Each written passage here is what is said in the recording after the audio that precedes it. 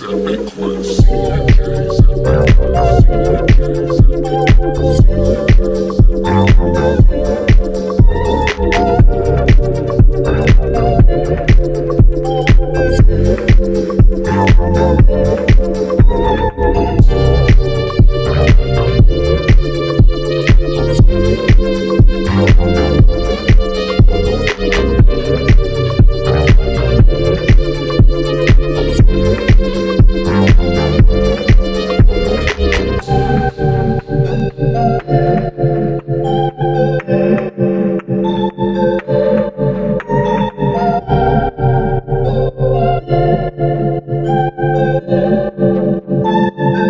C&J's epic quest. C&J's epic quest. C&J's epic quest. C&J's epic quest. Hey everybody, welcome back to D&J's Epic Quest. I am Jarza Arlong, and joining alongside me here is Derek Thord. There it is. Oh my god. Wow. It's a crazy what happens when you don't do it for a long time. That was like podcast version of erectile dysfunction. It just didn't work. Wow. Wasn't expecting that type of a comparison this morning. Wow. Yeah. I don't know why. I'm just chipper. So. How was your wedding yesterday? We got to, it was fun. I got to see you in person for like an hour or so yesterday. So that was cool. Haven't done that, since what? Like fall or whatever. Fun days. Yeah. Oh, yeah. Yeah. It was okay. Honestly, the highlight was hanging out with you more so than the actual wedding itself, because I don't know. I'm just not a big fan of my family. But well, I'm glad it worked out. We got to have a beer together. It was a good time. Yeah. I'm surprised you didn't post the picture on Patreon. My wife hasn't sent me the pictures yet. What a butt. Yeah. Well, we went to the birthday party and my wife's coworker's birthday party, and we got home probably 1 o'clock. In the morning? Yeah. God damn. Must have been a fun party. Yeah, we were playing Incoherent for a while, and then another game called... I can't remember what it's called. It was pretty fun. There was 6 or 7 of us playing this game, and I would draw a card, I would look at it, read what it says, to myself, not out loud, and then you show it to the person to your left. They read the card, and then they pick who they think fits that card the best.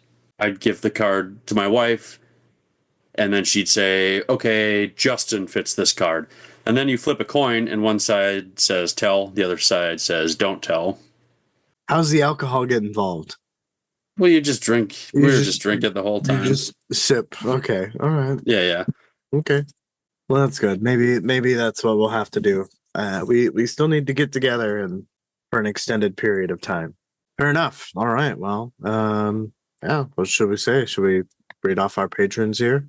Yeah, we'll read them off, and since we're switching things around here, I'll take that. So we got, in order of subscription, we have Jan the Picker, Luciana Etrigan, Ryan the Topological, Damien Face in the Rock, Nate Fiddle Me This, Shield Anvil Dylan, Calvin He Who Witnessed, Livia the Malazan Potato, Aaron Mott Irregular, Scott the Only, Graceless Passion, Dead Smell, Gestriant, My Own Genesis, Alex the High Mage, Tyler the Great Raven, and we've grown by one. We have the CO until he gets back to us with a nickname. So yes. Welcome, CO, and good to return to everybody here. Chapter 13 of House of Chains, the epigraph here. It is not unusual to see the Warrens of Minas and Rashan as the closest of kin, yet are not the games of illusion and shadow games of light? At some point, therefore, the notions of distinctions between these Warrens ceases to have meaning. Minas, Rashan, and Tyr, only the most fanatic of practitioners among these Warrens, would object to this. The aspect all three share is ambivalence. Their games, the games of ambiguity, all in deceit, all in deception. Among them, nothing at all is as it seems. A preliminary on the annalists of the Warrens, Conor Rolandus. Interesting epigraph, and again, it appeases my artistic sense of vision, because while I couldn't probably say what it is that this actually means or articulate it in any sort of fashion, I understand it from a visual standpoint, which I have a hard time translating into words. Okay. Well, that's fair. I mean, Yeah. that's not always easy to do. Yeah, it's like light, shadow, and darkness. They all are deceptive in some nature, is kind of what this is getting at. So this is where they're closest of kin. Gotcha. All right. Well, we ready to get on with the chapter here? Yeah, should we explain why to everyone why we're switching it up? Sure. You don't think that? Yeah.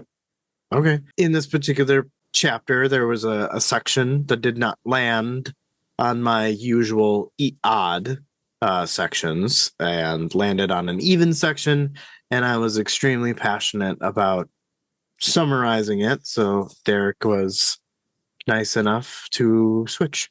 I think it will work out good, because I don't know that I would rather have had you done that section. Well, then reciprocity, as Shadowthrone would say. Well, Cotillion, rather. I have one more thing before we get started here. You remember there was something I wanted to tell you.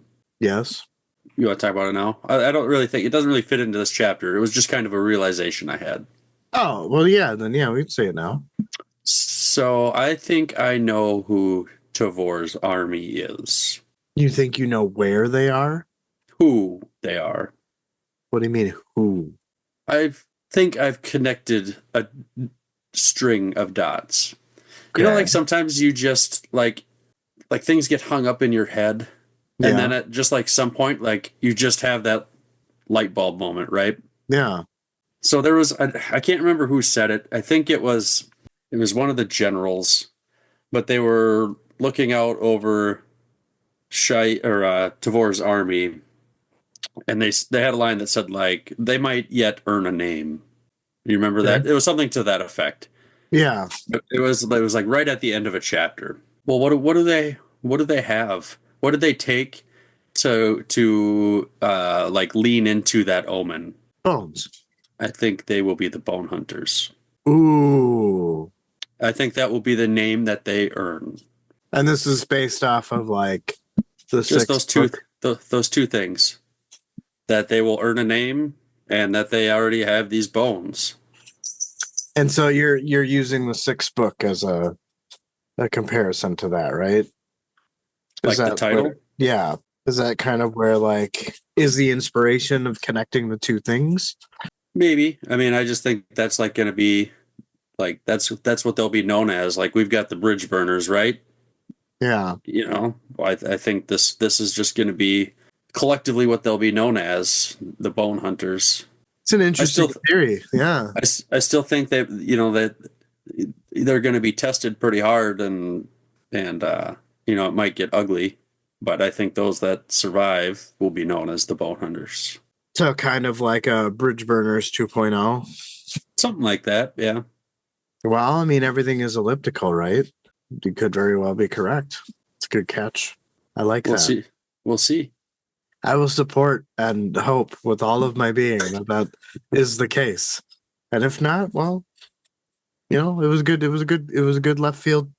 Yeah, I don't know, dude. It was weird because like that line, just for whatever reason, it kind of stuck with me. You know, maybe they yet will earn a name, or you know, whatever it was, and then it just kind of pieced itself together. So, kind of like a song that gets stuck in your head. Kind of, yeah. Yeah, you know, the Tano songs of elliptical. Something like that. I'm just trying to support here. That's all. Well, thank you. Yeah, I actually, in rereading the chapter this morning, I have a little bit of a thing that I didn't catch before, and I don't know if I can really like articulate it very well. But when we get there, we'll definitely talk about it. So it has to do with Heboric, his hands. Okay. Yeah. So maybe you'll catch on as we summarize, but just, you know, keep that in the back of your mind. If I don't talk about it, be like, hey, you said something about hands. Oh, right. Yeah. Okay. Hand check. All right. Well, I will get started here with this first section then. 1,500 desert warriors were at the edge of the ruined city. Corbolo Dam was near Sha'ik and Heboric on the foundation that used to be a temple or some other sort of building, giving them a good view of the soldiers as they assembled. Dom watched as Leoman of the Flails rode up for one last word with Sha'ik, although Dom hoped that Leoman would not return. He was also very aware of Leoman's feelings towards him. He knew they were both allies, and only that they both served Sha'ik. Dom also knew her ignorance of their feelings for each other only helped her in her demise. If she was aware, she would have acted by now. Leoman called out. They were leaving, and when they returned, they would have all the information on the Malazan army. Leoman couldn't finish his statement because Sha'ik cut him off, saying he would not bring back word of their metal. The first blooding of that army would be by Sha'ik's hand. Leoman said they would be raided by local tribes. Sha'ik was not troubled by this, saying those would be minor. Leoman's forces would be the largest they would face. Sha'ik would not have that and would not argue about it, or she would forbid him from leaving Raraku. Leoman agreed to this. He looked at Heboric and said if he needed anything to reach out to Mathok. Sha'ik said that was an odd statement to make, as Ghost Hands was under her protection after all. Leoman meant only if he needed something small, of course. He didn't want to distract her from running the army after all. Corbolo Dam interrupted Leoman as well, saying Sha'ik had left that task to him. Corbolo Dam. Leoman smiled and wished the whirlwind to guard her. As Leoman walked away, Corbolo told Sha'ik that Leoman would not follow instructions. She was aware. Dam did not understand. Sha'ik scolded Dam, asking how many times he had told her how superior their forces were. This was not One Arm's host he would be facing, just a mess of untested recruits. If they had hardly been tested by the local tribes, what chance did they stand against the Dog Slayers? However, Sha'ik wanted the adjunct for herself, so it didn't really matter what Leoman did with his paltry 1,500 soldiers, unless Dom was reassessing his opinions. Dom said he was not. However, a wolf like Leoman should be kept on a leash. Sha'ik called him out, saying the word he really wanted to use was killed, and that he is no wolf, but a mad dog. And if he is indeed a mad dog, then where better to send him than after the adjunct? Dom said she was wiser than him in such matters. Heboric snorted, and Sha'ik smiled.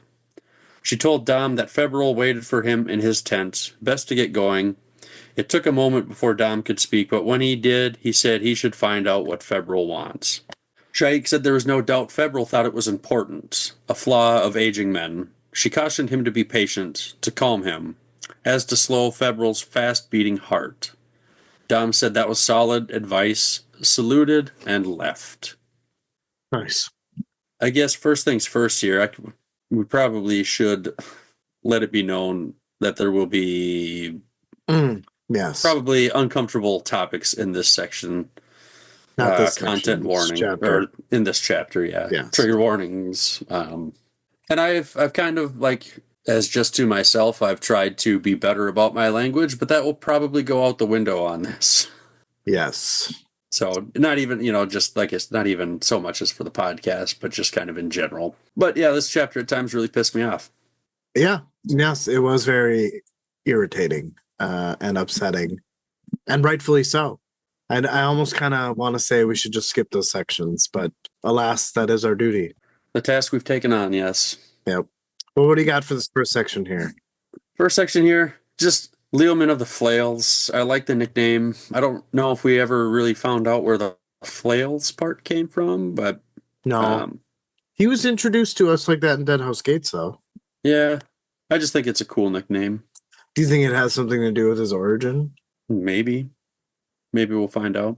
Flails makes me think of like a lashing or getting whipped, right? Which kind of makes my train of thought go to like cruelty, So I'm wondering if there's, he's a desert warrior. I'm imagining that he spent the majority of his life on this continent, a child of the desert. Isn't a flail also a weapon? Yes. That's kind of where my mind went. Like maybe that was his chosen weapon or something. Oh, Well, wasn't he carrying weapons in Dead House Gates? He probably was, yeah. So many minor details that I have forgotten about. There's no way we could keep them all straight. No.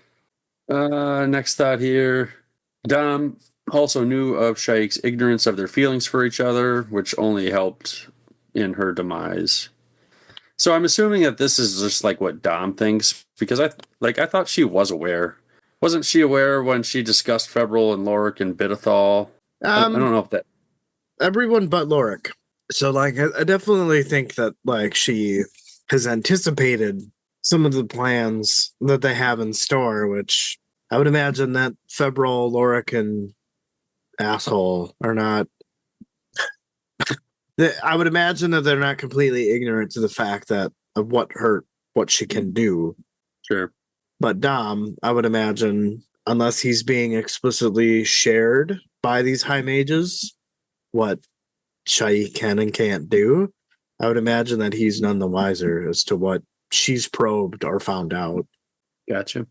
I thought just, he's kind of making an assumption here, and it may or may not be correct. I think he's correct, right? Like I think that from his perspective, he thinks that Sha'ik is none the wiser to the discontent amongst her generals. Gotcha.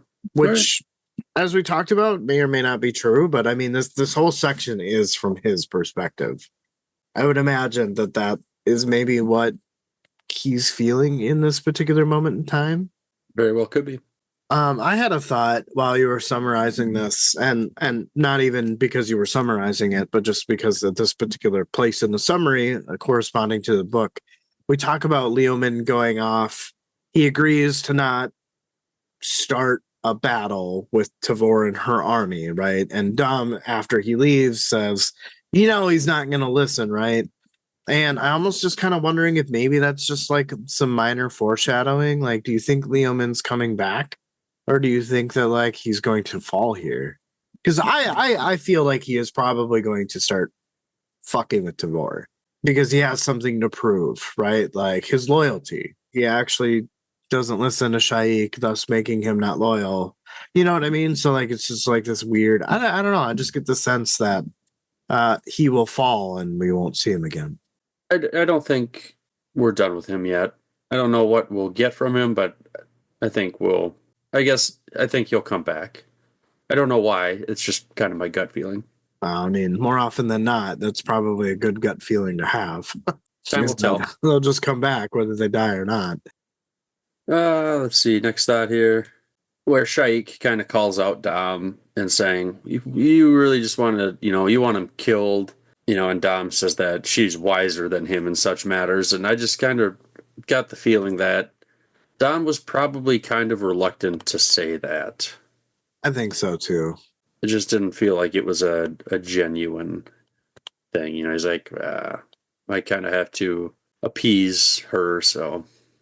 Right, yeah. Like acquiescence before usurpation. That's a word. Sure. I think this is my last thought here, but just, I keep forgetting that Cabrolo Dom is a Malazan. I don't know if that's something that you keep forgetting or not, but it's definitely something that, for whatever reason, isn't retained in my mind.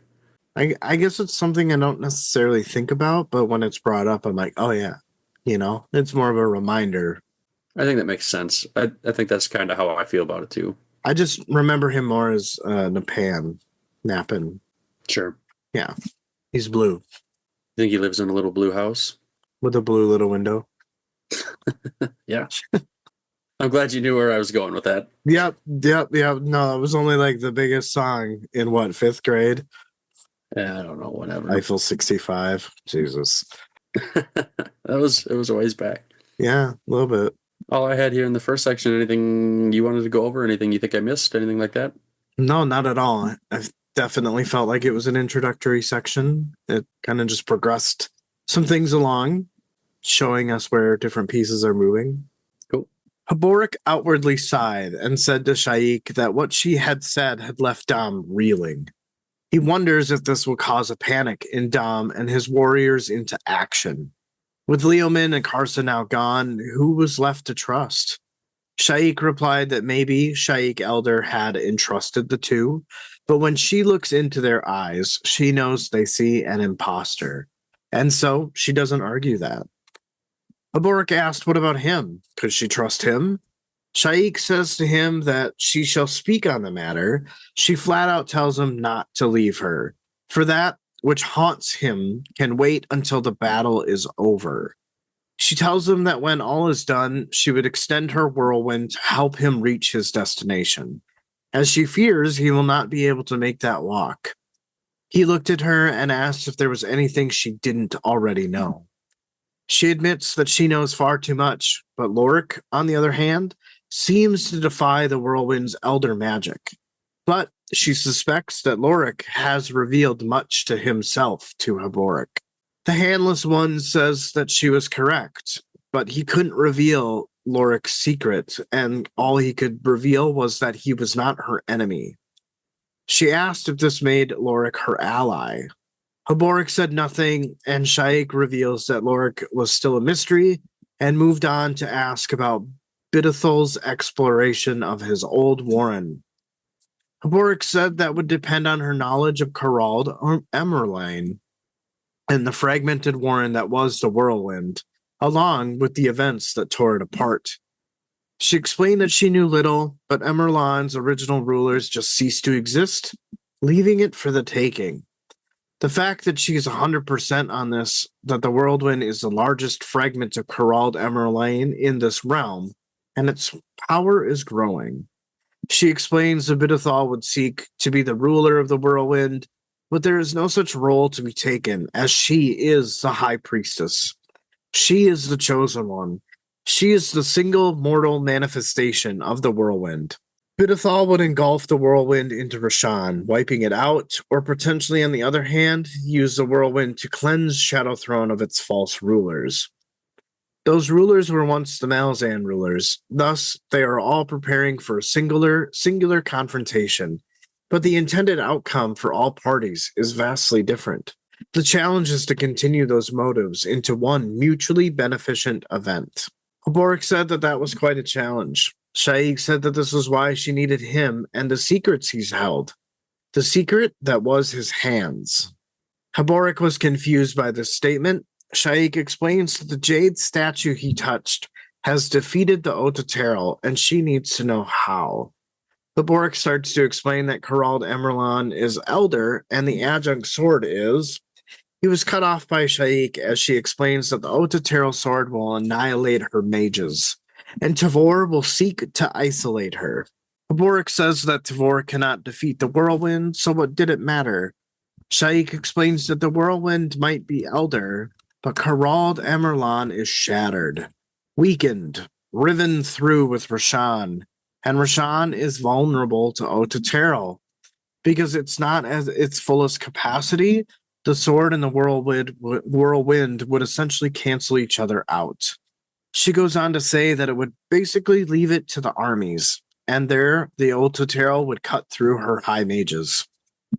Heboric thought for a second and concluded that it would be all up to Dom, and the Napan knew it, and would take advantage of that for his own ambitions. Heboric finally said that he's not sure why the Otaterel is fading, but he does have a warning, and that the power of the Jade Giant is not to be manipulated. He explains that if the whirlwind tries to usurp, then it would get obliterated. Sha'ik said then they must learn without giving it an opportunity to destroy them. Heboric wondered how exactly they would go about doing that. Sha'ik said that Heboric would give her that answer. Heboric was shocked and explains that he knows nothing about the alien power. Sha'ik explained that he didn't know yet, but he was getting closer every time he drank the Hanabara tea. He felt something crumble and shatter inside his chest. He recalls Sha'ik giving it to him as a gift. What he felt was an act of compassion to rid him of his nightmares. He felt no longer able to leave. He thought to himself that she had made for him a house of chains. I feel like I got all the juicy sections when we switched. That's okay.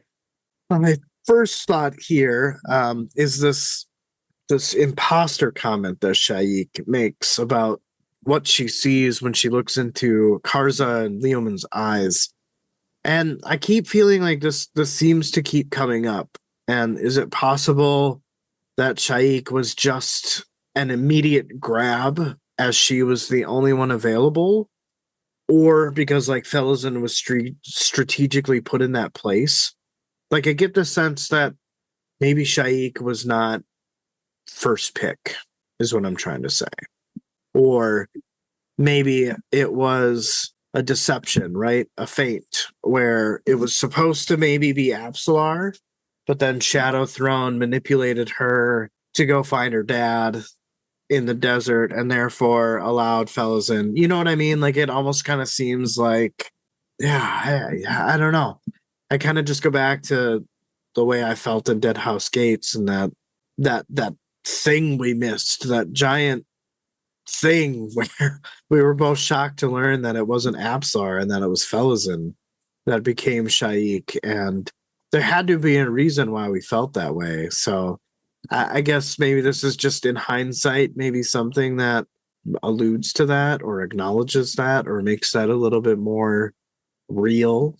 And that maybe Sha'ik or Felizan wasn't the Whirlwind's first choice. The gods play games, right? They do. So that's kind of where I'm wondering if House Paran, right? Lacine may be onto something, Shadow Throne may be onto something, and each has recruited their own players. Could be. I don't know. I don't know that I have really anything to add to that, but I kind of feel like, I guess maybe the opposite of you, that I feel like maybe it was more that she was strategically put into place. How you line up all that stuff to work out the way it did, I don't know. Yeah, I mean, I just know that Shadow Throne is after Shadow Throne and Cotillion are after Lacine in some way, shape, or form, right? They find out that Tavor has been recruited. Well, why not make her go up against her sister, right? Like, let's devastate the Empress's new adjunct, right? Like, let's throw her into despair after killing her younger sister. You know what I mean? Like, yeah, it would be brutal. Yeah, I could just see that being like a game that would be played. You know, I mean, obviously the gods have no real respect for mortal life. Just thought kind of similar to your name and the sixth book, you know, how you've put kind of those two together. That just for whatever reason, that line, that imposter, it just made me think of there's a far bigger game being played. So what if it's Leoman and Karza know that she's not the one that's supposed to have this, you know? Like she definitely feels like the B squad. I like the comparison. And then this part where Sha'ik tells Warwick not to leave her, because that which haunts him can wait until the battle is over. And this doesn't instill any confidence in me. Sha'ik Elder could see the future, as I recall. So I wonder if, and it seems to be that Sha'ik Current did as well. Did she foresee this being one bloody battle? Does she like see her downfall? Is this her asking him to be with her in her final hour?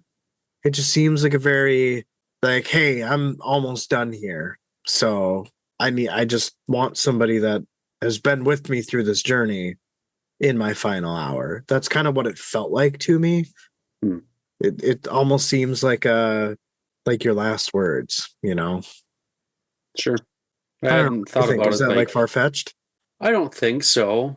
So do you think then like it would be her like last act to send Heboric through the Warren back to the island? I think that she's full of shit. Oh, okay. I think that she's not being honest about that. Gotcha. Based Okay. on how this section ends, right? Like his crumbling in his chest to know that the gift he was given wasn't really a gift. It was a means to her own end. Gotcha. But yeah, just along the comment of we just talked about that. Just never said. I guess my thought on that part of helping him reach his destination, I think it's a lie, like we just talked about, because the whirlwind also, on top of what we talked about, is only set on destruction, right?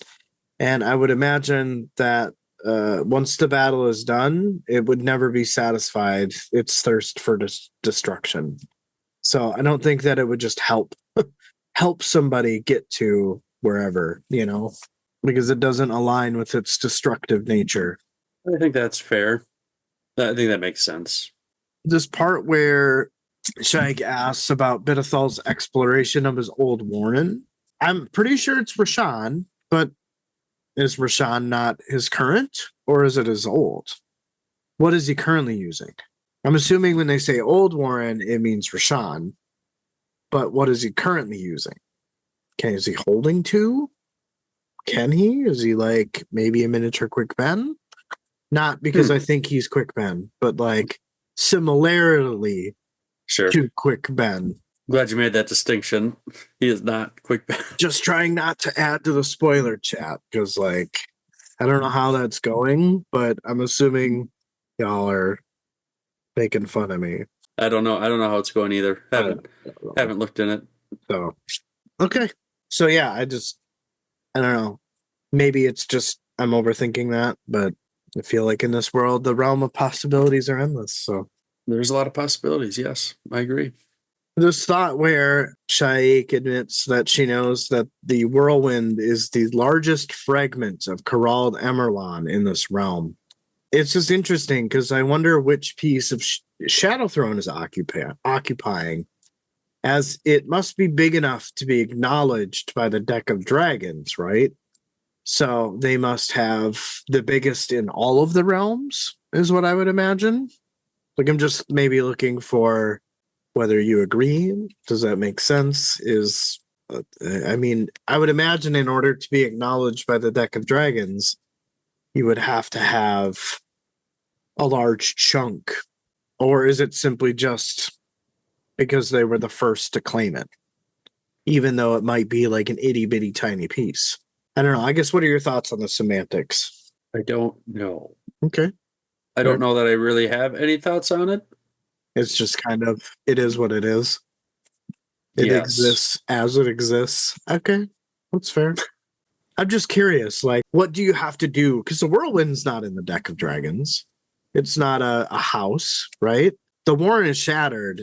The house doesn't actually exist anymore, but yet it still exists because Shadow Throne is occupying a new house, right? It had to have been blessed, right, by whoever the master of the deck was previously.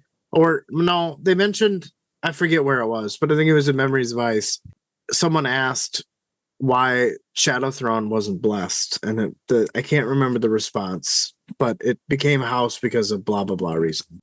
I guess I don't remember that. I'll take your word for it, though. So I guess community out there, do your thing. Sorry, I don't really have an answer or anything to contribute on that.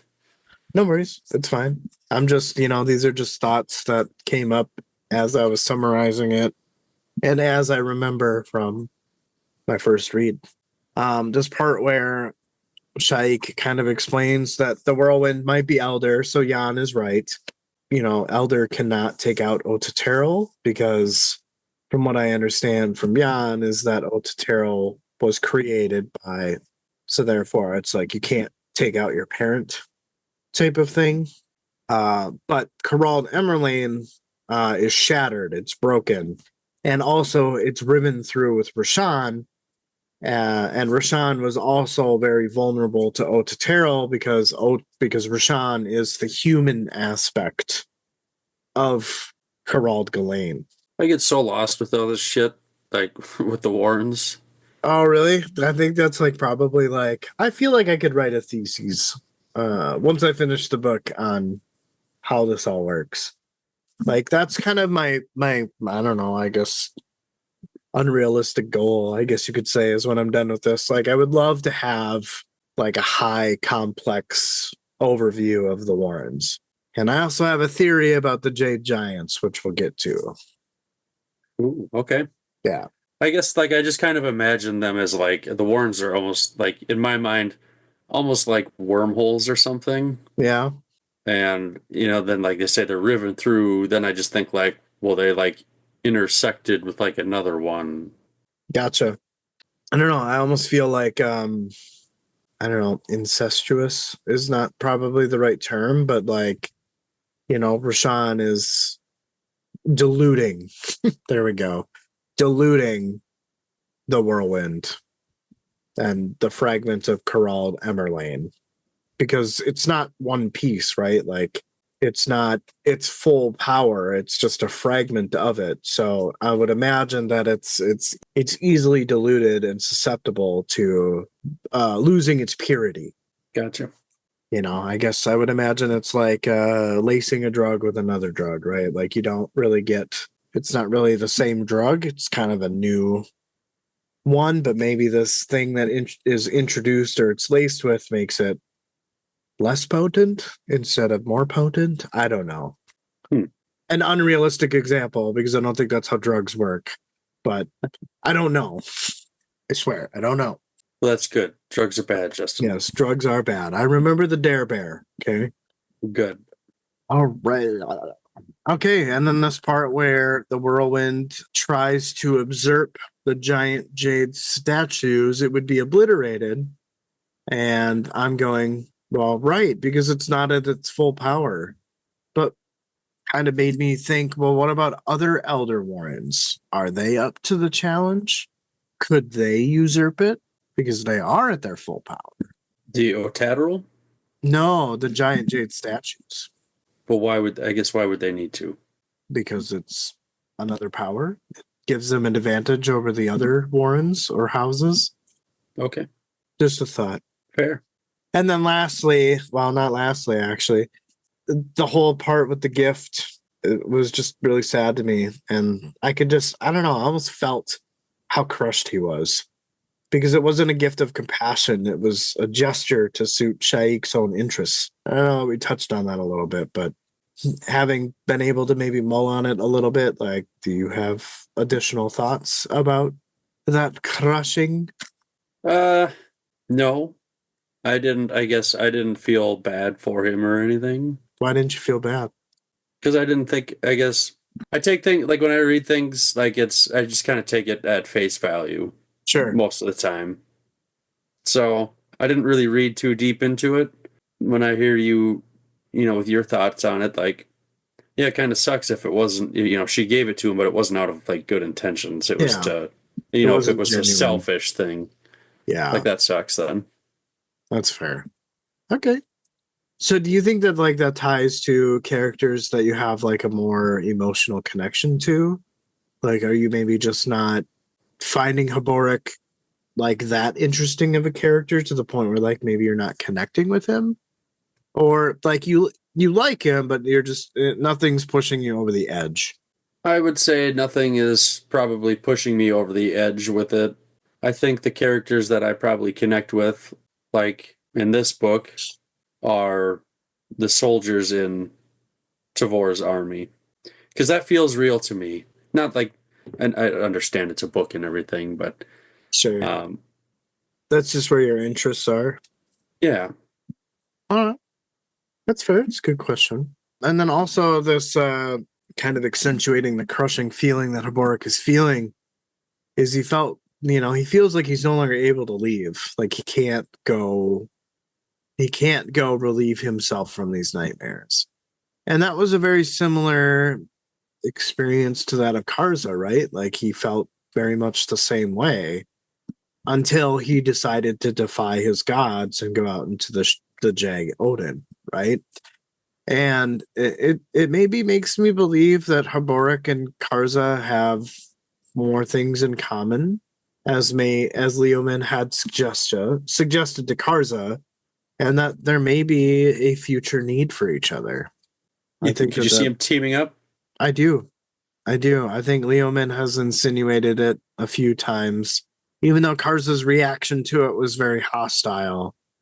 I think that this is kind of what this is pointing to, is why else would he use this language if there wasn't some type of connection or chain?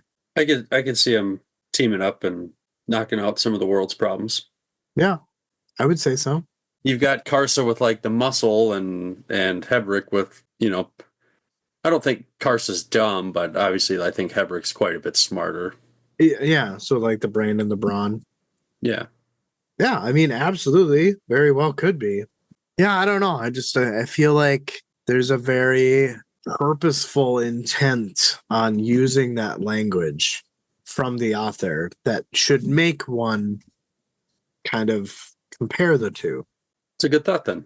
Yeah. But yeah, that's all I had. I loved that section. I loved kind of the theory around the Warrens. So I like that kind of stuff very much. Well, I'm glad you seem to have a good time making sense out of it. So I try. I'm sure it's not the way that it will end up, but it's nice to speculate, I guess. Yeah. Well, ready to move on? Let's do it. All right. Felson the Younger was at the edge of the pit and looked down. It was dark below, which let her know no one had taken up staying in Leoman's place.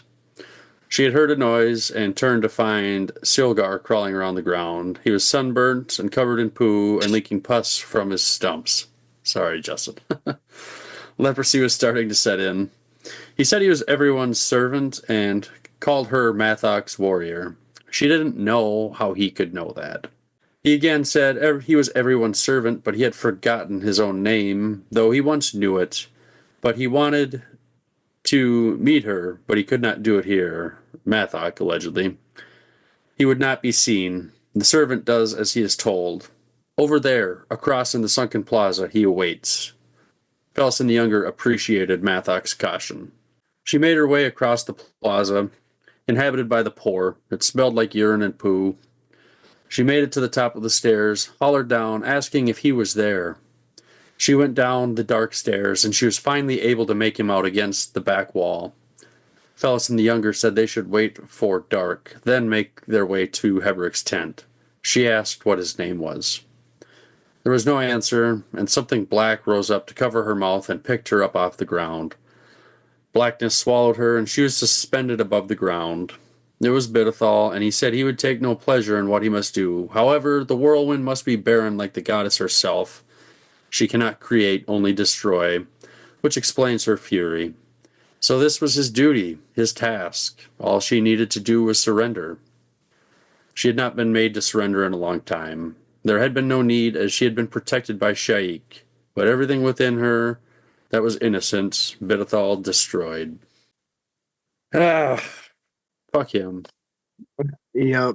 I remember reading this before you, and I wanted to give you a warning, but I didn't because I felt like that would have really have spoiled it if I had warned you. Yeah. I apologize for that. No, it's good. I knew that you were not going to take that well. It, like, as soon, like, I just had a bad feeling. Like, you could feel it. You're like, oh, and I know, like, they don't use Silgar's name in the section, but, I mean, we know it. And I was like, well, this isn't going to be good. Like, this has just got bad news written all over it. Yeah, you could tell it was a setup from that, like, first page? Yeah, and that's, like, my first thought here. It just gave me the ick, because, like, I didn't catch it the first time I read it, but, like, she thought she's going to go see Mathok, not Bidethal, right? Like, Yep, and she was also about to go into Leoman's old lair when Silgar directs her somewhere else. Yeah. It's just a scummy thing all the way around, and just, like, fuck him. You fuck him for trying to, like, justify that he, like, has to do this. Like, he wants to do this, and, like, later, and I think maybe my next section, or maybe it's the last section of the chapter, they say, like, the worst part was that they knew he wanted to do this and nobody did anything about it. Yeah. I mean, we even wondered that a few episodes ago. We're like, well, they know about it. Why aren't they doing anything? Yeah, it's pretty messed up, and just I don't know if I will ever hate a character more than I will hate Bidethal. Like, yeah, I thought Malik Rel was bad, and then this happened, and I'm like, well, I've got a top one now. Yeah. I really hope that Bidethal gets his just desserts. Me too. And I hope Thozan the Younger is the one to do it. I hope she does get that vengeance. I think she's going to be a part of it, but I don't know if she's going to be the one to so much do it. We don't think she'll be the final blow. I think, I wonder if she's going to get like Leoman or Karsa, and they're going to do whatever they're going to do, but she's going to like kind of orchestrate it. Kind of how she got set up here by Silgar. I wonder if she'll pull some kind of plan like that to trick him into some sort of trap. Maybe. Yeah, probably. I hope he just gets wrecked, like just wrecked. Yeah. Yep. But I would agree. yeah, Just destroyed. I don't really. I mean, there's nothing good to take out of that section. There's nothing to talk about, right? Yeah. So we can keep going here. Outside of the pure disgust, that is the section for sure. Section 4. Lying on the landing at the top of the stairs, Silgar smiled at Bidethal's words. Karza Arlong's favorite child was in the hands of that sick old man. The sick old man had been kind in the gifts he offered. He offered to return Silgar's hands and feet. It was the promise of vengeance against the Teblor that would help him find his name once more. He knew it. The confusion would go away, and the blind terror would go away. The beatings from the people in this plaza would cease. It would have to be as he would be their master. It would have to be as he would be their master. As soon as he found out his name, they would pay. Everyone would pay. He heard weeping, despair's own laughter. The lass would no longer look upon him with disgust. How could she? She is now like him. It was a good lesson. He could see that it was viciously delivered. Now it was time to leave as footsteps approached from below. He slithered away, and a sound his footfalls made on the potsherds was strangely like the sounds of chains dragging in his wake.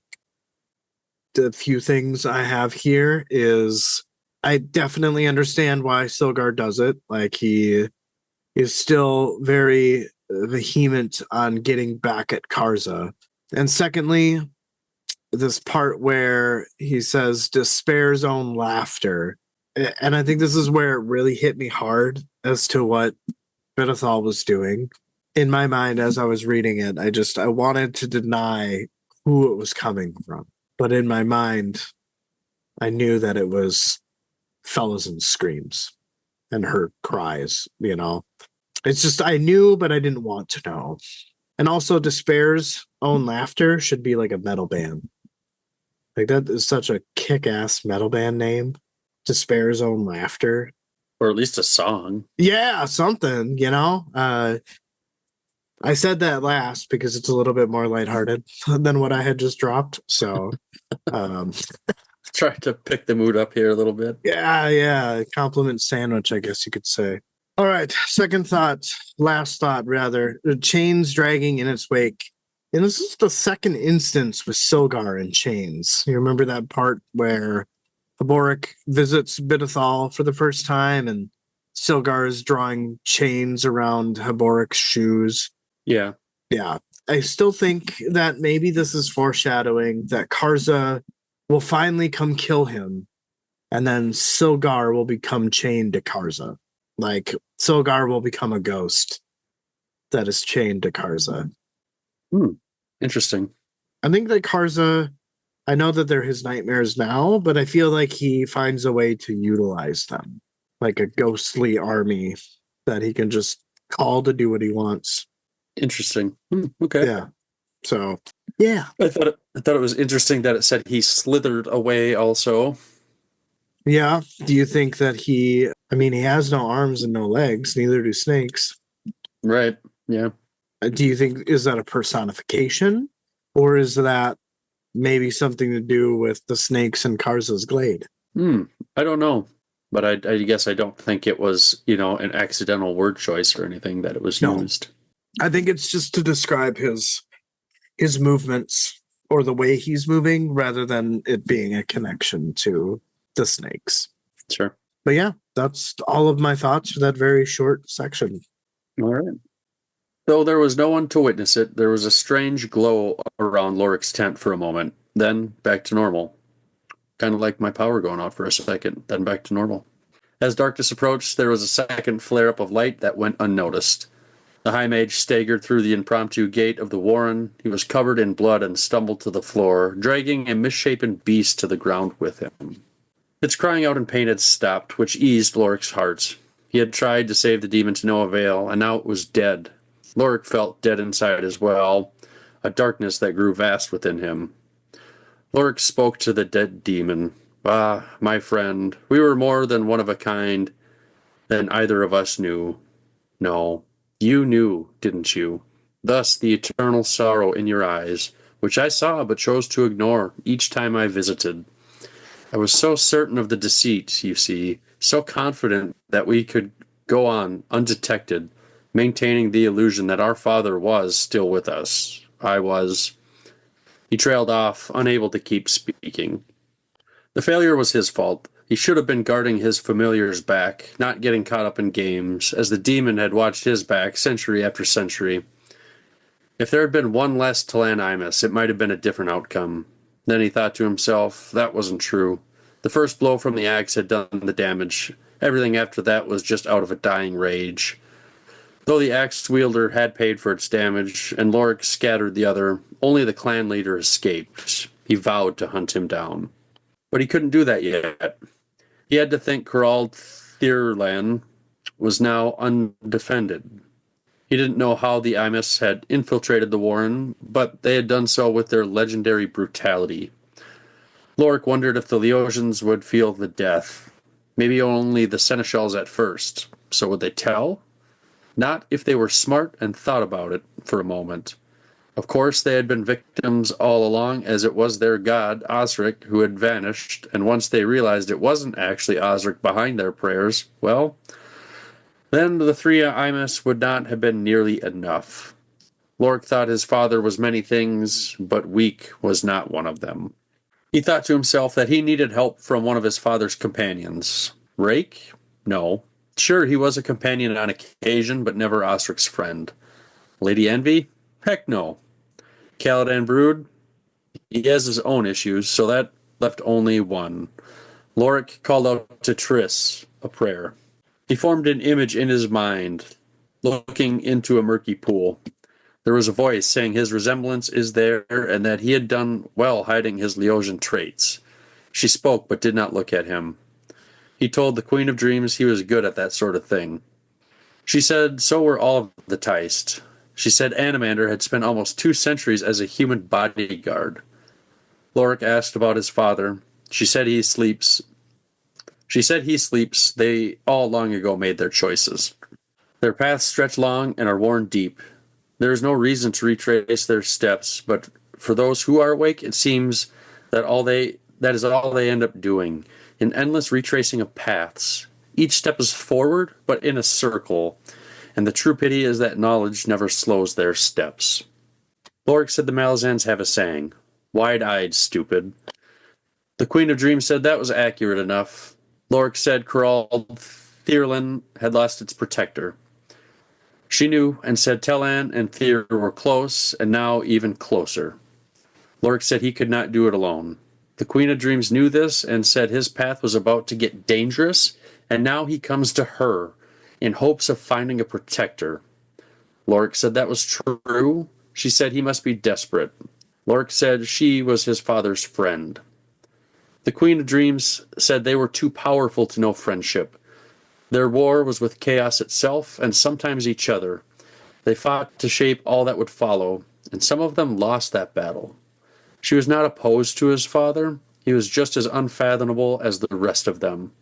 Lorik said she wasn't going to help. The Queen of Dreams did not say she wouldn't, but it would take some time. She had someone in mind, but she didn't think he would like it. So in the meantime, they had best hope someone who was mildly interested was distracted. Her expression changed. She told Lorik to get back to his realm. Her hand was covered in blood and said that another circle had been closed. He opened his eyes, and he was kneeling in his tent. It was nighttime, and he could hear others settling in for their evening meal, but knew something awful had happened. His powers were weak, but he reached out and was shocked when he found a swirl of violence knotted in on itself, a figure radiating waves of agony, a small figure in tattered clothes soaked through with blood crawling through the darkness. Lorik got to his feet and was running. He found her trail and knew it was going to the secret glade that Toblakai had made. But she would not find him there. She was not thinking clearly. She was in pain. Lorik found her, his hand a light touch on her, trying to calm her, but she fought anyways. He told her she was safe. He said he would call for Sha'ik. Felison the Younger cried out, saying no. She still needed him. Lorik was horrified at this. After all she had gone through, she still had a clear mind. Lorik told her that Sha'ik would know. Felison the Younger cried out again, saying no. He had to help her. Even Heboric couldn't know. He would try and kill Bidethal. Lorik said he wanted to kill that POS. Felison the Younger said he could not. He has power. Lorik hesitated and said he had his healing salves and elixirs, but she would need to stay hidden for a time. She said she would stay here, in Toblakai's temple. Lorik would bring water in a tent. He struggled to control his anger. This was such a monstrous act that there had to be an answer for it. And he thought what was worse was that they all knew Bidethal wanted her, and they did nothing to stop it. There it is. There it is. So, starting from the top here, I thought it was, I don't know if you felt the same, but for me it was kind of weird to have some like empathetic feelings towards Lorik, where, you know, he's kind of grieving with his demon that died. Mm-hmm. I didn't really expect to feel that way. I mean, I guess similar to your Heboric situation, I guess I never felt it. And maybe that's just because Lorik, to me, is just, as Sha'ik said earlier, just a mystery, right? Yeah. They don't know him that well. So but yeah, no, I totally can see where you're coming from. It just kind of caught me off guard. Yeah. This whole section caught me off guard. That's fair. My next thought here, Lorik thinking, you know, Corald Thierlin is now undefended. And I guess I don't really understand the significance. Like, they don't want someone using it or traveling through the Warren, or they don't want to discover something. I guess I don't know. I don't know if you can clear that up at all. They don't want it usurped. They don't want it taken over. They want to keep it for the Leozans. To stay, like, Pure. keep them hidden? Yep. Pure. Their god is gone, right? Osric is gone. But also, here's what is interesting, right? Like, Corald Emerlane, which is kind of a related Warren, is shattered and was usurped, right? It was said in Sha'ik's conversation with Heboric that the Warren's masters simply just like vanished, right? Like gone without a trace. But if you think about it, Corald Thierlin is now masterless, right? But it's still pure. It's still whole. It just has no one guarding it. Corald Emerlan is broken, shattered, has been usurped, at least a bigger fragment of it. And then we've got Corald Ghislaine, which seems to be hidden inside of Rake's sword. So does that also mean that all three Light, Shadow, and Dark Warrens, Elder Warrens, don't have their original masters? Maybe. I mean, why would you hide it in a sword if you didn't have a way to protect it? Don't you think that sword would kind of be the way to protect it? Not in its traditional means, no. I think that was an afterthought. But I think that all three of their original protectors are gone because of some familial argument or something else, you know? I mean, I just thought it was interesting. Like, I'm like, oh, okay, I see what Lorik is doing, right? Like, he's in absence of Osric, protecting his Warren. Okay, makes sense. And also gives clarity to the last chapter, which you and I have both said was really weird to get such a quick answer to. But yeah, it just led me on that train of thought where, okay, does that mean that all three Warrens are masterless? Maybe. Lorik thinking about his father. His father's Osric, right? Yes. That would make Rake his uncle because Rake and Osric are brothers, correct? I don't remember that.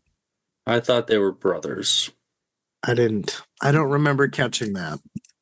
But I you thought could that be was right. something like we learned way back in like Gardens of the Moon, maybe. I think that they were just traveling companions. Because even Queen of Dreams said Osric's companions, and then says Rake, no. Sure he was a companion on occasion, but never Osric's friend. So I'm not really getting the brother thing, but I could be wrong. Just a thought. Fair enough. This whole little paragraph, their paths stretch long or worn deep. There is no reason to retrace their steps, but for those who are awake, it seems that is all they end up doing, an endless retracing of paths, each step forward, but in a circle. And the true pity is that knowledge never slows their steps. So, like, what do you think that, like, knowledge is? Is that you're walking in a circle? You get that knowledge, but you still don't stop walking?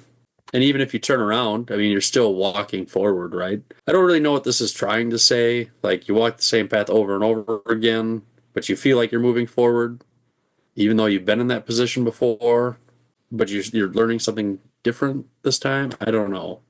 I thought it was an interesting, like, paragraph, but It is interesting, and I'm not really sure that I have any more explanation than you do. But I almost kind of feel it's like, when one says the phrase, oh, I wish I could go back and tell my old self all the stuff that I knew, right? But even if you did that, even if you had that knowledge, would you still make the same choices? Or would you, like, are you destined to walk the path that's been defined for you, regardless of your knowledge? this is hard to answer that question. Yeah, it is very thought provoking for sure. Next thought here is talking about Telan and Thier, how close they are. And I guess I don't think I really understood before that those two Warrens had like merged into like one or something or combined, because look at the names like that Thier and Telan, and then you have that Thierland or whatever. Like it clearly takes part of both those names and makes it into one. I don't know if I don't know if that makes sense. Yeah, I mean it does because you know, Tierlin is elder. It's an elder Warren. And then Talan is I don't know. You know, it's a mass, right? But it's not, it's like an elder human. It's like it's still like a human Warren, but it's just an elder race that uses it or accesses to it. And Thier is the human form of Thierlin or whatever. So it's just the path of fire used by an elder race and the humans. Their father is Corald Thierlin. So yeah, that was a good I don't think they're merged in, well, yeah, I guess, yeah. Something. Yeah. No, that was a good catch. I don't know if I quite like put it like that or conceptualized it like that. But now it makes sense. The Queen of Dreams, she says she's got someone she's thinking of to be, the protector of the Warren, but doesn't think he would like it. Do you have any thoughts who that might be? Well, Yeah, I mean, assuming it's somebody that we know of. I don't think already. it is something that we know of, but not because of the books. But she lists off these people, right? She says Rake. That was Envy. Lorik listing them off. Right, yeah, sorry. Yeah, Rake, Osric, Lady Envy, Heckno, Caladan Brood. I think that because we know Rake is tied up, we know Caladan Brood is tied up, and Lady Envy, he's just simply like, no, heck no. So I kind of wonder if it's her sister Spite.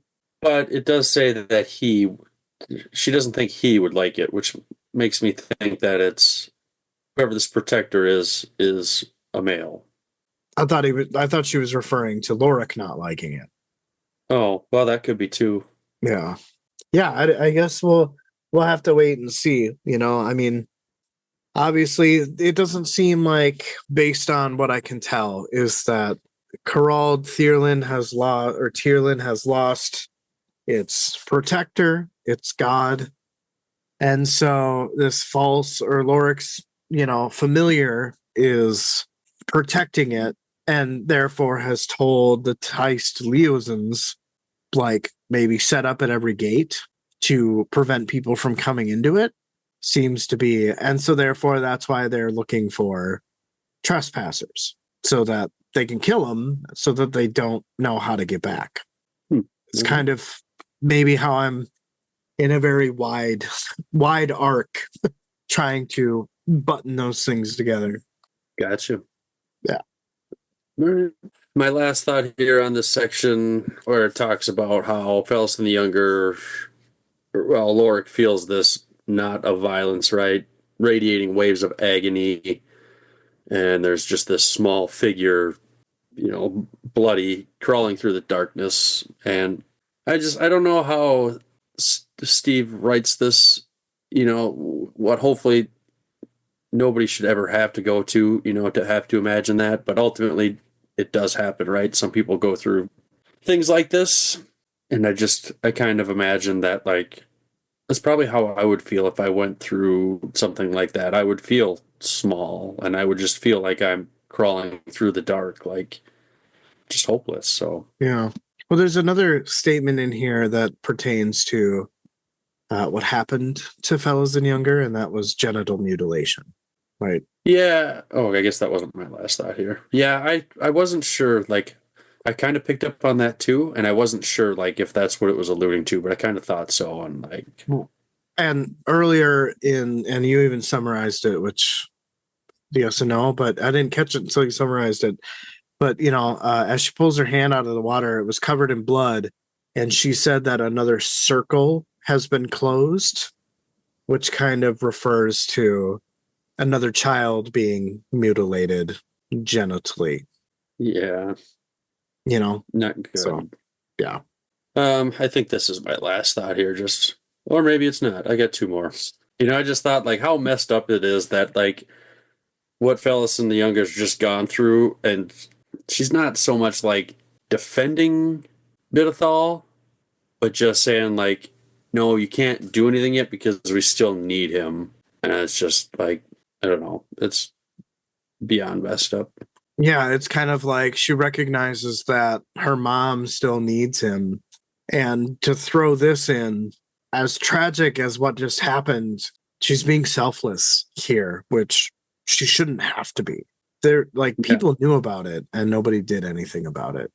She doesn't know that, but like other people do, like, and they did nothing, They were so focused on their own problems that they I don't know, didn't make the effort, I guess, is maybe what I'm trying to say. But here we got poor Fellows and Younger happening, things happened to her that could have been prevented, and she's the one being selfless. Like, how fucked up is that? A lot. Yeah. Yeah. And just that kind of leads into my last thought here on the section. Like you said, others knew that Bidethal wanted to do this to her, and nobody did anything. And I just hope Karsa, Lorik, Leoman, Heboric, yes, somebody like, I want them to just kick him in the nuts repeatedly just till he's a pulp. And then I want him roasted over a fire with his kicked in testicles roasting. And I hope they fucking feed him to him. And then they can kill him after that. Yeah. But I hope he gets in, like right now, like in this book series, like I think of Brucalion, like I think he's got the most glorious death so far. Yep. I hope Bidethal gets like the complete opposite of that. I want him to have just a gruesome, I want him to be forgotten. Like nobody's going to remember you from history, but you're erased painfully with extreme prejudice. Like make it mean. Yeah. Well, hopefully we get to see that sooner than later. That was all I got here. That was all right. Feel a little better now. Okay, good. That's good. Well, here's my last section. which is my favorite of the chapter here. So, without further ado, Heboric lay unmoving in the darkness. He had drunk a ton of the Henbara tea, and it seemed his mind was floating on a swirling sea, and it seemed eternal. He was waiting. Sha'ik wanted truths, and she would get them. Once that was done, he would be done with her, and probably his life as well. So be it.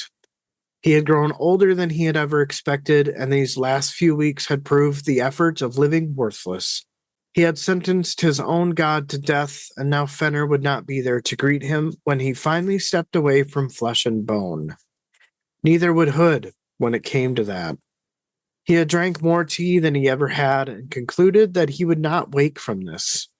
Now his body floated on a dark sea, feeling warmth travel all over his body. The giant of jade was a welcome to him, to his soul, and whatever days he had left as a mortal man. The gift of vision beyond normal vision had vanished. The vision of secrets hidden from most eyes, secrets of the ancient and history, were long gone. He was blind. The water slipped over his face. He felt himself sliding down, amidst a sea of stars. The realization struck him like a hammer blow. He thought to himself, the stars were suns, and the spheres clustered around them were other worlds, realms, each one different but yet the same. The thought that the abyss was not as empty as he had thought. He wondered where the gods were. These worlds, were they warrens? Or were the warrens simply passageways between them? A new glimmer of murky green was in his field of vision. It twisted, like someone turning around. It was naked, spinning head over tail, the stars reflected off its body of jade. There was another behind it, broken, an arm and a leg floated by. Then another, a train of jade figures sailing by in the void. The first one cartwheeled past Heboric, and he felt as if he could reach out and touch the surface, but he knew it was far too distant. Its face came into view, and he observed that they were way too perfect to be human. He detected a sense of resignation within it. There was a score more, seeming to enter from a single spot in the dark void, each one displaying a unique posture, some so broke they were a group of shards and fragments floating by. Some were unscathed, sailing out of the blackness. As an army, Heboric thought that these statues were naked, they seemed sexless. There was a perfection to them in their proportions and their flawless surfaces. It suggested to Heboric that these statues were not alive. They were constructs or statues, though no two were alike in posture or appearance. Puzzled, he watched them glide by. He realized that he could turn to see if they simply dwindled off into the distance or another point behind him, as if he laid next to an eternal river of green. It was not hard to move, and he turned around. As he did, he cried out a soundless scream. A huge, vast wound, highlighted in red, cut across the blackness. Flames pussed out of the edges of the wound. Gray tendrils of chaos stormed out of the wound. The giants descended into the mouth of the wound, one after another, to vanish. A surprising realization entered Heboric's mind. This was how the crippled god was brought down to their world. These giants follow like an army after their commander, or an army in pursuit. He wondered if all the jade giants were appearing in his own realm. He thought that this would be impossible, as they would be seen everywhere. The wound he saw was huge. A wound such as that would swallow tens of thousands of worlds. Perhaps he had just witnessed hallucinations from the amount of Henbara tea he had drank. The clarity was so brutally painful, so strange, that he believed it to be true, or what his mind made sense of. He turned around again to see the endless progression of statues entering the wound. Then he was moving towards the nearest giant. It was just a torso and a head. Panic set into Heboric as the statue loomed closer. He could see into the body, as if the world inside the body was scaled to its own. The evidence of that was terrible and horrifying. There were figures like his own, humans, thousands of them, trapped and screaming inside the statue. Several of those faces regarded him. There was no way to tell what it was they wanted to say. Warning, hunger, or fear, as no sound reached him. He added his own silent shriek and willed himself to be out of the path of the torsoed jade statue. He thought he understood now. They were prisoners, trapped within the stone flesh, trapped in an unknown torment. He was past the torso jade statue, but was tumbling in its wake as it sailed by. Head over head, he spun until he caught a glimpse of a jade hand plunging down. He screamed as it struck him. He felt no impact, and the sea of stars had vanished. The sea was emerald green and cold as death. Heboric found himself amongst a crowd, writhing and screaming figures. The sound was loud, and he could not move, could not breathe. He was a prisoner. Voices and language he did not recognize surged through his skull. The sound hammered through him, gyrating. It increased, and a faint red gleam began to stain the green. He didn't need to turn to know that the wound had swallowed the jade statue he was imprisoned inside. A string of words was heard that he understood. It asked Heboric that he came from there, and what they find once they're on the other side of the gash. Another spoke louder, asking Heboric what god now holds his hands. Even their ghosts are not here, so who is holding on to the old man? Leandris, a female, chimed in saying there were no gods here. Casa, filled with spite, responded to the woman and said that maybe in her empty, barren world there were no gods. Leandris replied and said that gods were born of belief, and belief was dead. They had murdered gods with their vast intellect, and that Leandris' world was just too primitive. Casa said that killing gods was not hard, nor was it a measure of intelligence. The indifference to the death of gods is its own form of ignorance. Leander said that it was more like forgetfulness, and it's not the gods that are important, but the ability to step outside of oneself that gives a mortal with virtue. Casa questioned if she meant to kneel before order. Leander said no, and that she meant compassion. Casa said fine, and to go step outside of herself. But better yet, just step outside. Leander said that only the new one was able to do that, and he better be quick about it. Twisting, Heboric was able to see his left arm, the hand that was not there. A god had taken them. The jade's ghost hands were made him blind to that. He tilted his head back, the screams grew deafening in his mind. The world turned red, and something tugged at his arms. Once, then twice, and then darkness. He opened his eyes and saw the roof of his canvas tent. The air was cold. He rolled into a ball. Shivers ran through him. He thought to himself that a god had found him. He wondered as to which god. It was still night, maybe an hour from dawn. The camp outside was silent. After a while, Heboric threw off his blankets and sat up. He stared down at his hands in disbelief. They remained ghostly, but the Otateril was gone. The power of the jade remained and pulsed slowly. Now there were slashes of black barbs on the back of his hands and tracked upwards on his forearms. His tattoos had been transformed. In the darkness of his tent, he could see with extreme clarity. His head snapped around as he heard a raisin on the tent roof. He suddenly felt hungry. He looked down on his tattoos and thought that he had found a new god, but wasn't even looking for one. And he knew who it was. Bitterness stole into him as he spoke to Treach and his need for a destriant. So he simply took one.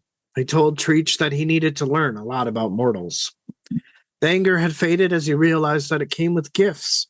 He was no longer blind, and his hearing had increased as well. And there on the horizon was the smell of violence. He grunted and said to Treach that this was cool, but they both had some learning to do.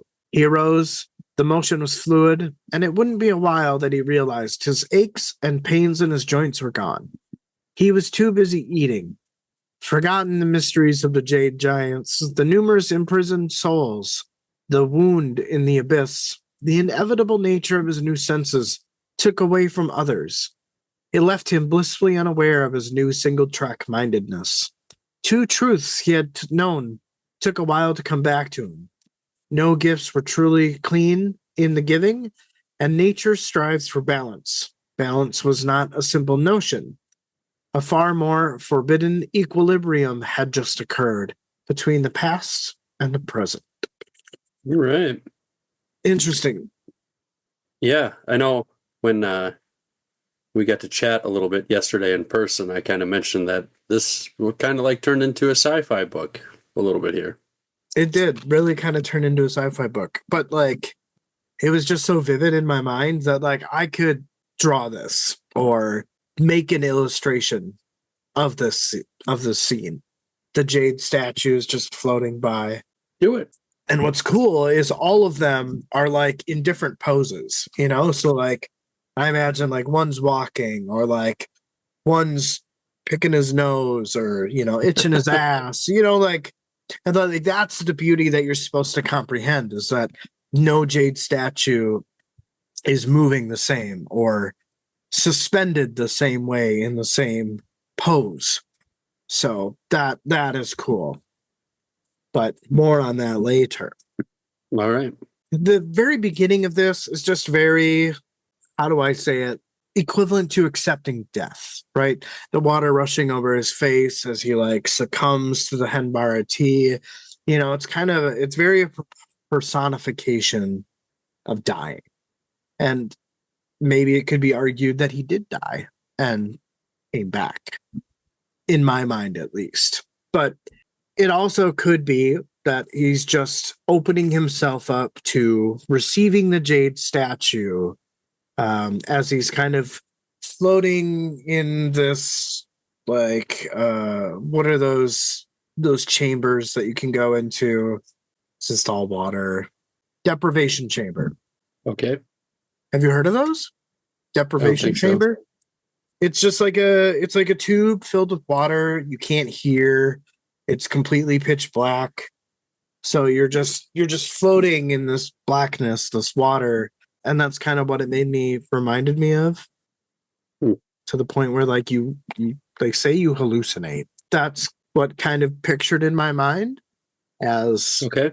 He just kind of like succumbs his soul to receiving this jade statue. And at this point in the book where it's saying that he just floated on the dark sea, feeling warmth all over his body, that was just kind of like him accepting the jade statue.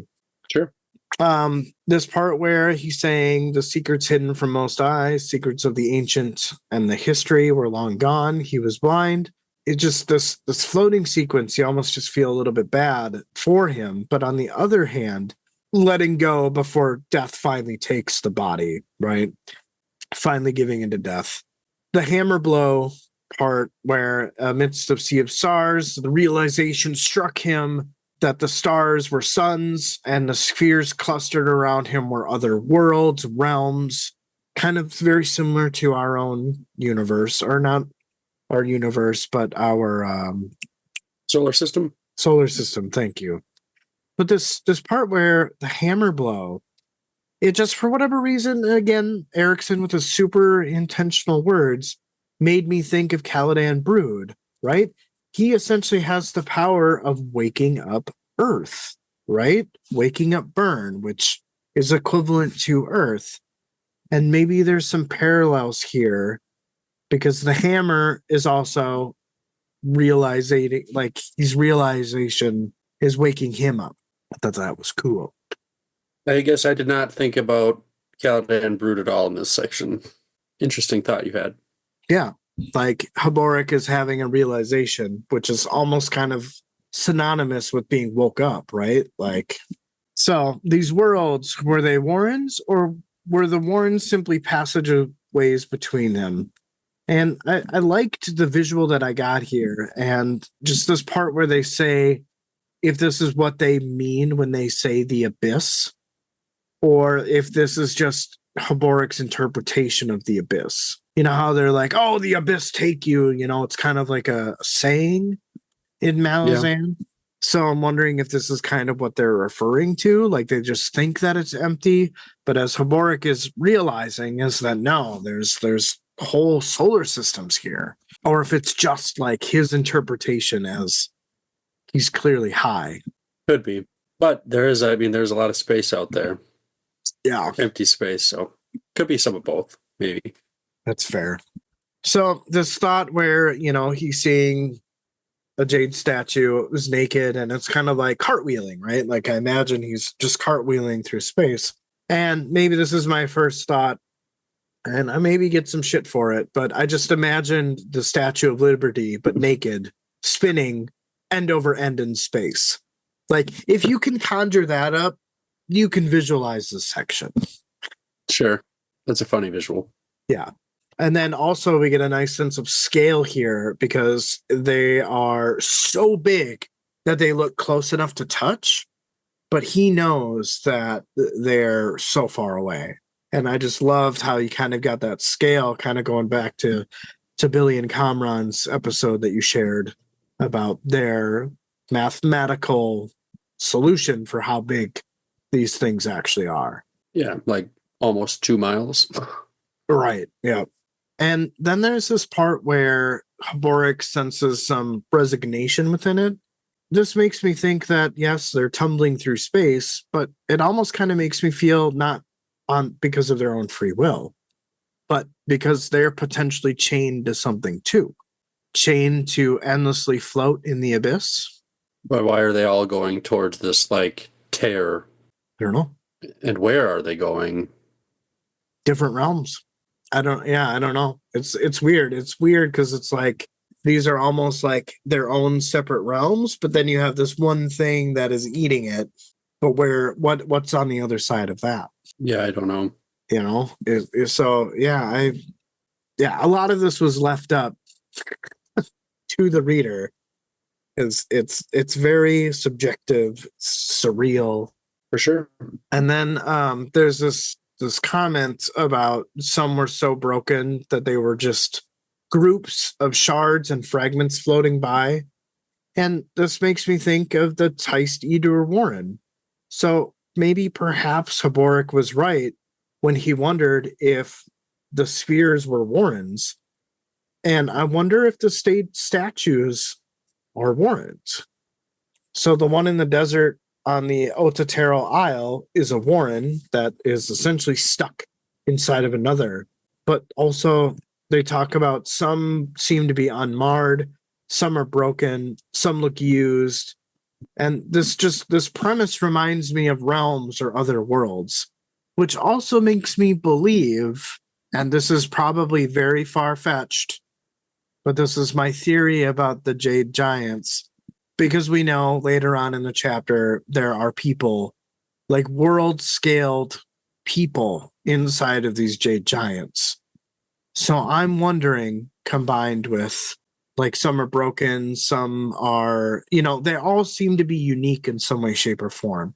If Cruel is a Jade Giant, because from what I understand in Memories of Ice is that the Warrens, all of that kind of stuff are like inside of him. It was almost kind of like an anatomical type way of explaining the Warrens to Lady Envy.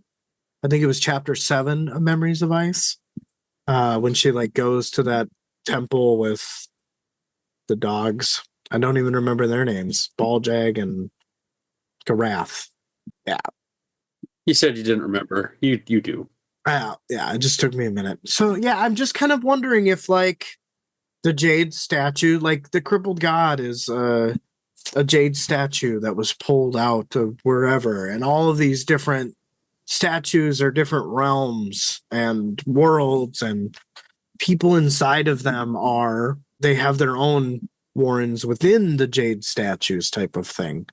It's probably not right for whatever reason, just the uniqueness, the people inside, the fact that like some are broken, it just makes me think that they themselves are the worlds.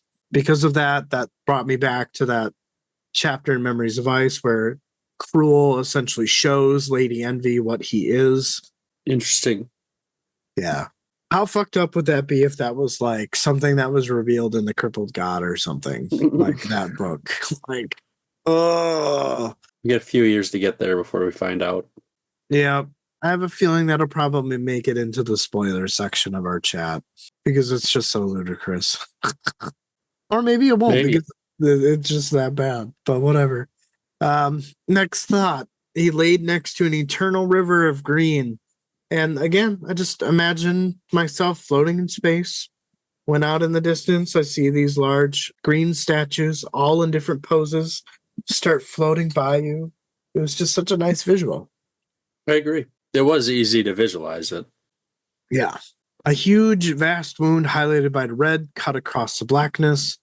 And this is what I imagine happened on the other side of these 9 priests who called the crippled god down, is kind of what Heboric, I think, is insinuating, is that this was something that happened when those priests called the crippled god down.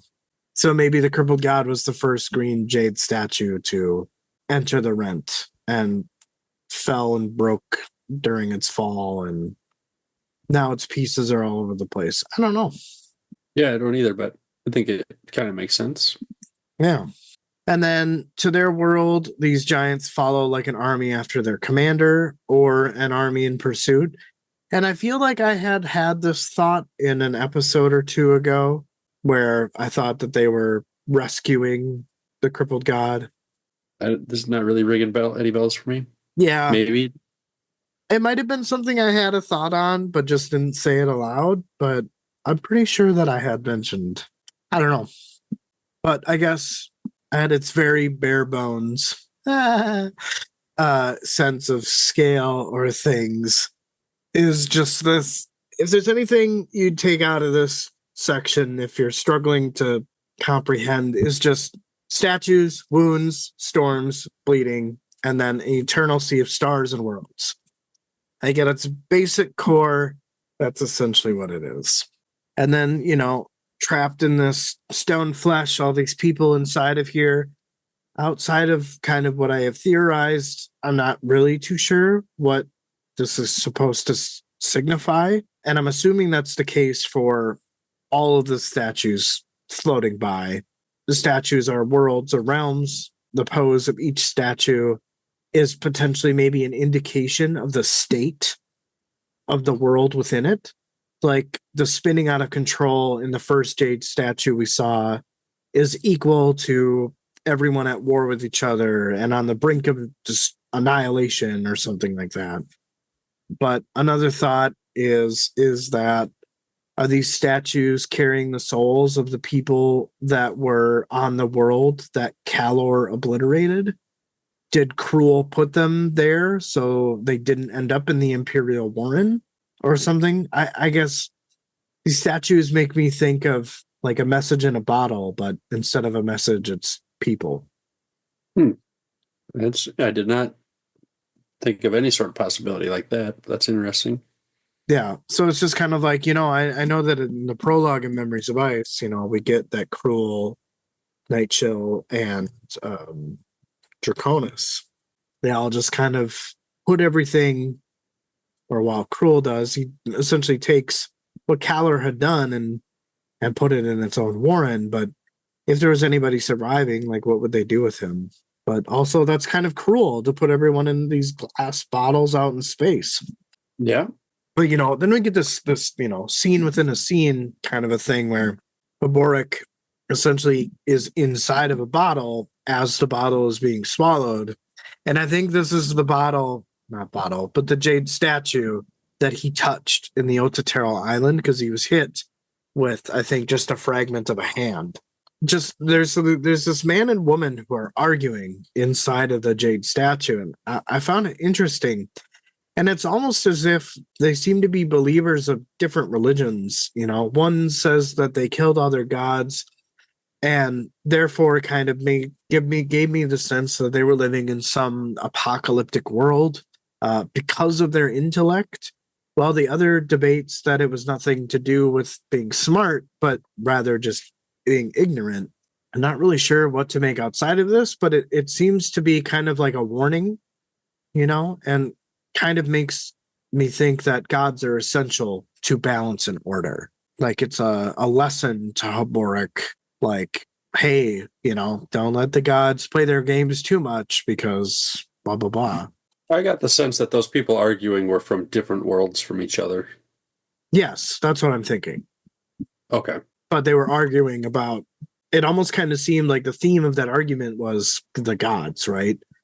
One would argue that you don't need gods because you're smart. The other would say that no, it's not because you're smart, it's because you're ignorant. You actually do need gods, to keep up balance and order, which, as we saw in your section with the conversation with Triss, right? The Queen of Dreams is that they have been fighting chaos. So it kind of seems like it's aligning, but then you've got the crippled god who is essentially taking out gods, right? Well, what happens when you take out the gods? Keeping chaos at bay. Chaos moves forward. Yes, it will. All right, so now we're transported back to the tent. His dreams, he's no longer hallucinating, he's woken up. And then he notices that on the back of his hands are black barbs. And this is where they're tiger stripes, which I didn't catch at first, but it was really cool to summarize. And I'm like, this is what your tattoos became. They're tiger stripes. And that's when you know that it was Treach before he talks to Treach, Right. Bork's having this conversation with himself about like, oh, well, Treats, you don't really know how to do this. Well, that's not how you do it. You don't simply just take a destriant, And I was just like, somehow I think that Treach doesn't give a shit because we know Gruntle is just a very, I don't fucking care type of character. So That was a nice little homage to him. And then the smell of violence.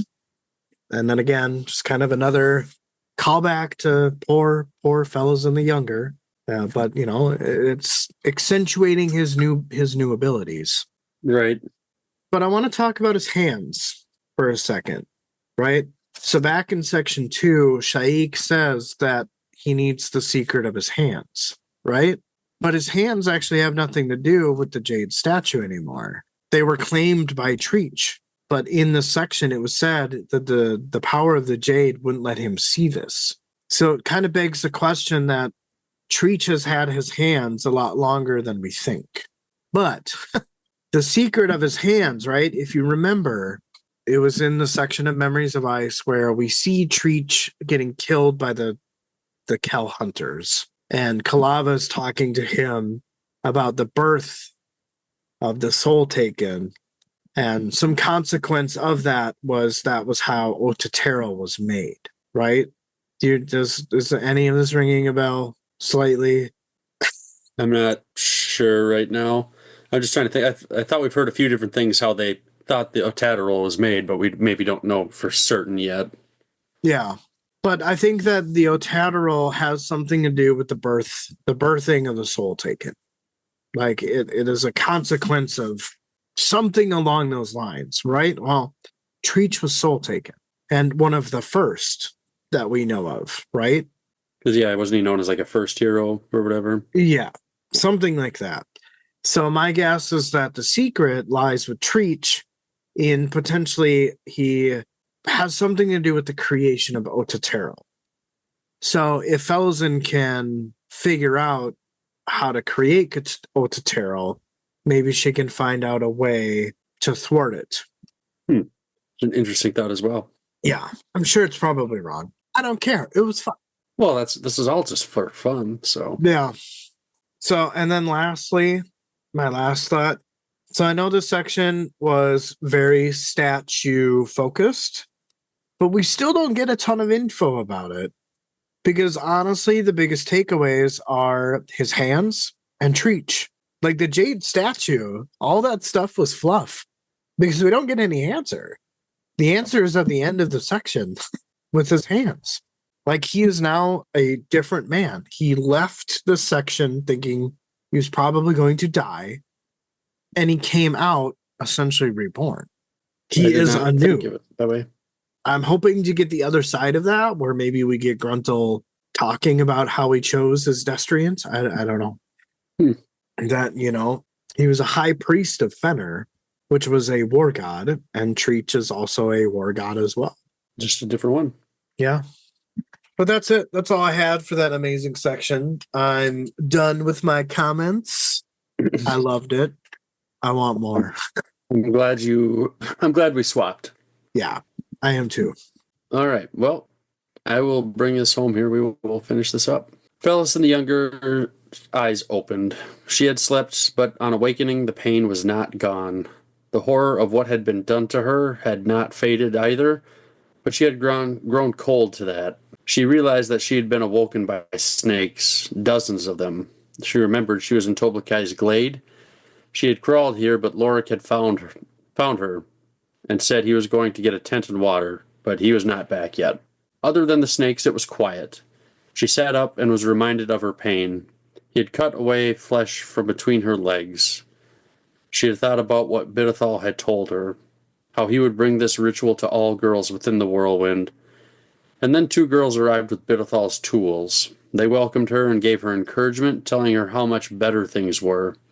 The lure of pleasure had stolen away Felison's mother, away from her responsibilities of motherhood. Felison the younger spat on the ground. She was not surprised that men could say and do these things, but the fact that other women did disgusted her. She thought they were all wrong. Her mother had abandoned her, but not for some other lover. It was Hood who held her.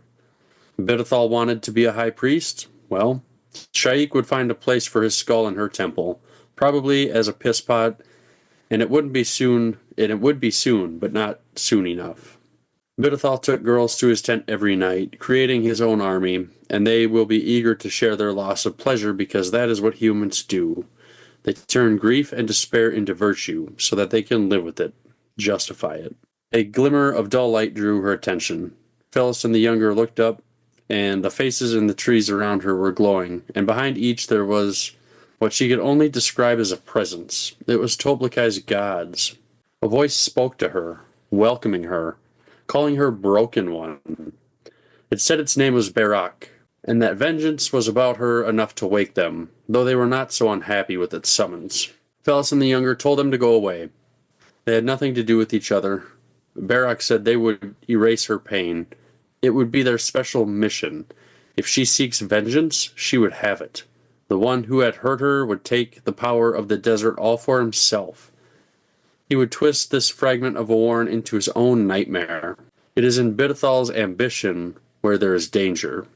He needs to have a knife driven into his heart. They wanted Felison the younger to be that knife. She did not answer. She had no way of knowing which carving was speaking to her. Barak said if she served them, they would serve her, and they needed an answer fast as someone was approaching. Felison the younger asked how they would serve her. Barak said they would ensure Bidithal received a death that was worthy of his crimes, and it would happen soon. Felison the younger asked how she would use this knife. Barak told her she already was. Nice. Yeah. I only had 2 comments here, and one we kind of talked about before, but this is where it came to light to me that not only was Felison the younger raped, but yeah, she was mutilated as well. And even I was like, is that really what I read? Like, damn, that's pretty brutal. It is really hard, especially for someone like Felson the younger, because I mean, yeah, I don't know. I kind of get the sense that just with very specific things throughout this chapter that I can't recall at the moment, but I got the impression that because of her like birth mother, she was succumbed to this type of abuse before Felazin the elder took her under her wing, but she had gotten used to that purity, and then it was taken from her again. So pretty rough. Yeah, pretty tragic.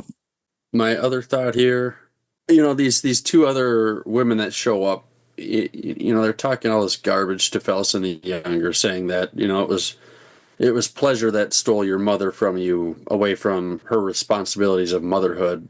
Are they talking about Felison, like the Sha'ik? I mean, because she's still just a kid too. Like, she's not really a mother. I mean, she's looking after Felison the younger, but I don't know. I think it just boils down to like, yeah, she's maybe a little bit older, but she's still ultimately a kid too, even if she is the Sha'ik. And just this whole brainwashed cult crap just keeps pissing me off more and more. Yeah. I don't think they're talking about Felsen. I think they're talking about a birth mother. Okay. Well, even still, I mean, like, Yeah. people are people. Right. Yeah, exactly. It's a little fucked up. Very fucked up. So I would imagine that this Rashan Bidithal, I would imagine that the majority of the warriors, the common folk, the fathers, the mothers are still a part of this cult. So it's 100% okay the way that Bidithal sees his vision of the whirlwind being enacted. You know, everyone's just cool with it, which just adds another layer of fucked up to it. Yeah. But yeah. Kind of a downer of a chapter, for sure. I haven't felt this like bummed out after recording maybe ever. So I'm looking forward to literally and figuratively turning the page on this chapter to the next one. Yes. Where do you think we're gonna go next? I mean, we haven't seen Tavor and Strings in a while, so I'm wondering if we'll go back to them. I wonder if we'll see them on their march. Maybe we'll kind of see Leoman start nipping at their heels a bit or something. But yeah, I don't know. What do you think? I would like to get back to that. I'm still waiting for that engagement, that fight. So it would also be cool to catch up with Karza. I know that like he just left, so but to see what he's doing. Yeah. I think this chapter is a little bit longer. It's 40-ish pages or something like that. But I see that it goes to 628. Oh, somewhere between 30 and 40, something like that. 628, so 596 to 628. So yeah, like 32 pages. 32 Well, I'm pages. probably going to start reading once we get off the call here. So Me too. All right, well, I guess, as always, keep me updated. Let me know how it goes. Will do. Well, thanks for hanging out, everybody. Hope you guys are well, and it was good talking to you, Justin, and I'll let you know when I start reading here. Sounds good, sir. As Peace always. out. Later. Bye.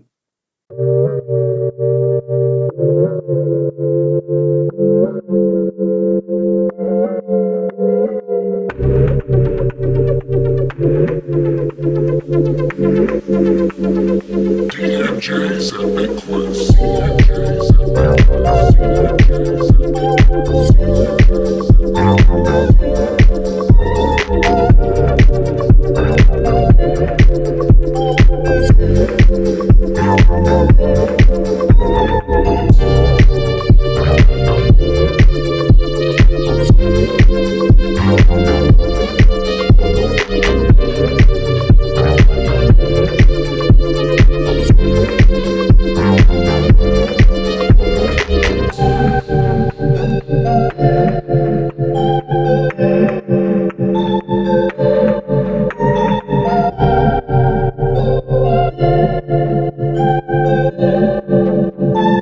DMJ's Epic Quest. CNJ's Epic Quest. CNJ's Epic Quest. CNJ's Epic Quest. CNJ's Epic Quest.